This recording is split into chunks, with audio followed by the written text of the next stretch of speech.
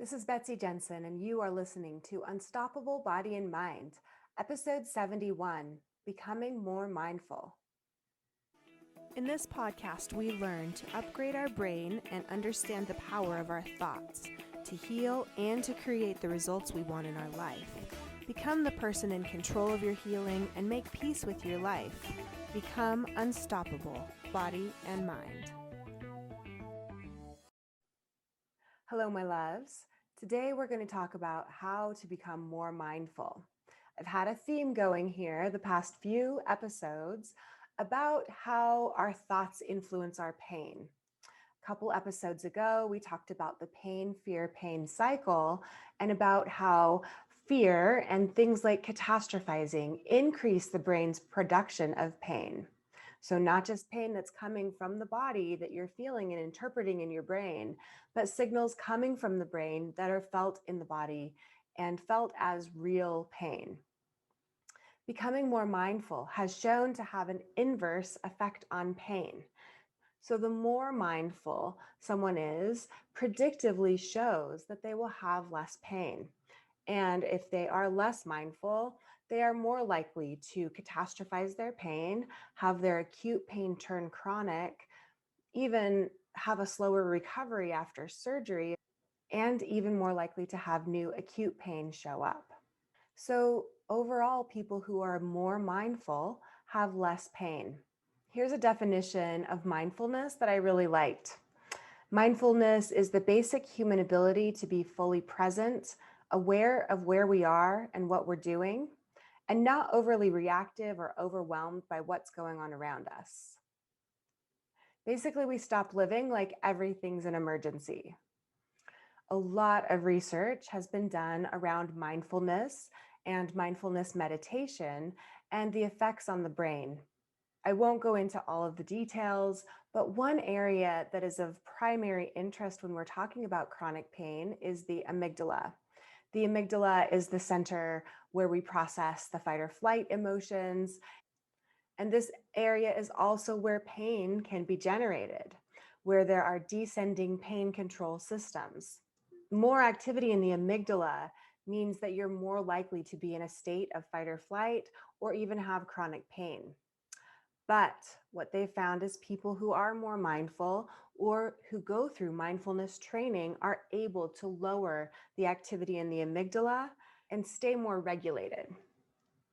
There's also more activity in the prefrontal cortex, so the area of our brain that makes logical, rational decisions. Mindfulness also shows more activity in the prefrontal cortex, which is the area of the brain involved in logical thinking and decision making. Mindfulness is shown to have positive effects on mental health and the immune system, can help with chronic pain, overcoming insomnia, and with burnout. There will always be stressful situations in the world. Mindfulness will help you change how you react to those stressful things and help you feel calmer and more in control. So I'm going to tell you a few general principles of mindfulness and then some specific ways to practice becoming more mindful.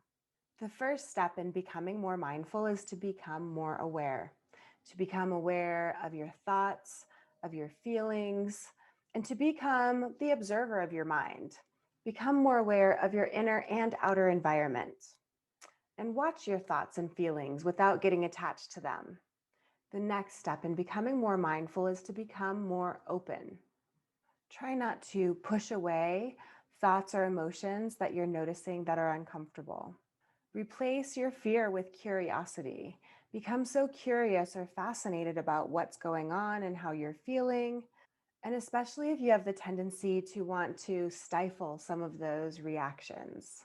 Also, be on the lookout if you generate excess emotion. What are you trying to achieve there? Become more open in questioning and observing all of it. The last step is to become more accepting of yourself and others. I think this especially applies to those of us with chronic pain or conditions that have the personality traits that are typical. So people pleasing, high achieving, perfectionism, and trying to be good all of the time. Those types of people, us, me included, we tend to put a lot of pressure on ourselves and have a harsh inner critic.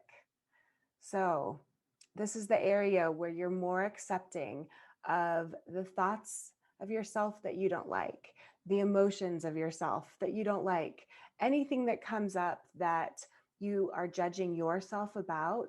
Be very mindful of that inner critic. It might just sound like background noise if you've been hearing it for a long, long time. It might even be sounding like what your parents or caregivers said to you, and then you've internalized that. So I'm talking about not the inner voice that helps guide you and lead you.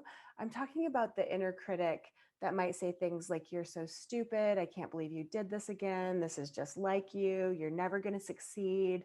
Nobody loves you." That's the kind of stuff that you want to notice, and notice that it's there without judging yourself more. So be accepting that it's there, but also not believing it, not letting that inner critic actually be what you're listening to and believing. Okay, so now I'm going to go through a few specific tips, things you can try today or this week to become more mindful. The first one is to meditate. I started meditating for just 3 minutes a day when I started. So if you have not been a meditator before, I would suggest just starting with a few minutes per day. Give yourself some time to quiet your mind. Don't be too concerned if you're not able to keep a quiet and peaceful mind for very long. That is normal. As the thoughts come into your head, just try to let them go, notice them, not react to them. Maybe return to the breathing. That can always help. So, with meditation, it's just a process of connecting with yourself, quieting your mind. And so you can be so gentle and compassionate with yourself. This is not an area where you need to perform or meditate better than anyone else. You can become more mindful by focusing on one thing at a time. This one is hard for me to admit because I love the idea of being a fabulous multitasker. But the research actually does show that multitasking is less effective. So I have been trying when I am working on something and I get an idea for something else, just making a note of it and not actually going to my phone to check it or something like that. So I'm trying this too. There's part of me that really loves the idea of multitasking, but it is an idea of another way to work on becoming more mindful. The next tip for promoting mindfulness is to slow down. Whatever you are doing, if you're eating, if you're drinking your coffee, if you are walking someplace, whatever you're doing, taking time to not rush through it, to be with yourself and your thoughts or your activities. This can help you focus and feel less overwhelmed. We can become more mindful by limiting what we're consuming. So, the time we spend on our computers or phones, or listening to the news or reading the news, all of this can tend to overwhelm us with a lot of information. Moving your body increases mindfulness.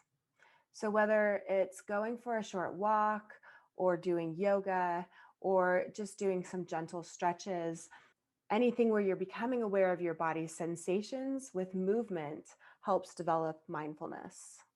Sometimes I find people can be very harsh on themselves with exercise, and they can create a lot of anxiety and urgency around exercise. So I would just suggest moving your body in ways that feel good to it. It might be dancing in your living room or playing fetch with your dog. The last tip for increasing mindfulness that I'll share today is to spend time in nature. Getting outside in nature can help you focus on the present moment. And you can try, if you're used to listening to music or podcasts, try going without and just focusing on what you're seeing, what you're feeling, and what you're hearing, or any of your other sensations. Now, one thing to be aware of is as you're noticing more things, you may start to notice more painful things, and that's okay. This is still progress. You are noticing more, and that can include positive and negative things. When you notice things are painful, try to allow them, be curious about them, go into them with less resistance. Be so compassionate and kind to yourself in this process. You also may notice that it's difficult feeling good emotions at times, so you may need to work on increasing your capacity for joy. So think of what you can do this week to start becoming more mindful of yourself and your thoughts and your emotions and your body. Being so neutral or accepting and loving and compassionate of the things you find. All right, you guys, have a great week. Bye. Thank you so much for listening. I hope you learned a little bit about your brain today that helps you in your life like it helped me. Please be sure and subscribe and leave a review. And of course, be sure and share this podcast with someone you know that wants an unstoppable body and mind.